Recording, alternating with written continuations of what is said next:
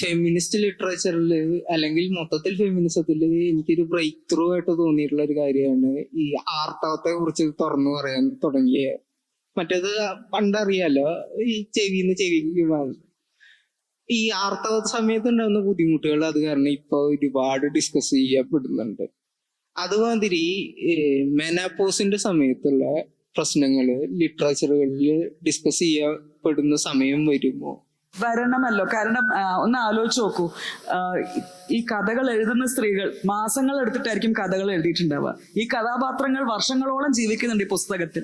പലപ്പോഴും ഇവർക്ക് ഒരിക്കൽ പോലും മെൻസ്ട്രേഷനിലൂടെ അവർ കടന്നു പോകുന്നതായിട്ട് എവിടെയും മെൻഷൻ ചെയ്യുന്നില്ല. ഇത് വളരെ സീക്രട്ട് ആയിട്ട് നടക്കുന്ന ചില കാര്യങ്ങളാണ്. ഒരു ഫെമിനിസ്റ്റ് ഒരു ഇന്റർപ്രിറ്റേഷൻ ഉണ്ട് ഈ മെൻസ്ട്രേഷനെ പറ്റി. അതിൽ ആ സ്ത്രീ പറയുന്നത്, ഈ ആർത്തവം എന്നുള്ളത് പുരുഷനായിരുന്നു സംഭവിക്കുന്നതെങ്കിൽ നമ്മൾ അയാൾ 5 ദിവസം ബഹുമാനത്തോടെ പൂജിച്ചാൽ നമ്മൾ പറയും, look he is bleeding for the next generation, let us pray to him, he is a hero എന്ന് നമ്മൾ പറയുന്നത്. ഫീമെയിൽ ആക്ടിവിറ്റി ആയതുകൊണ്ടാണ് അതിനെ അങ്ങനെ മാറ്റി. Exactly.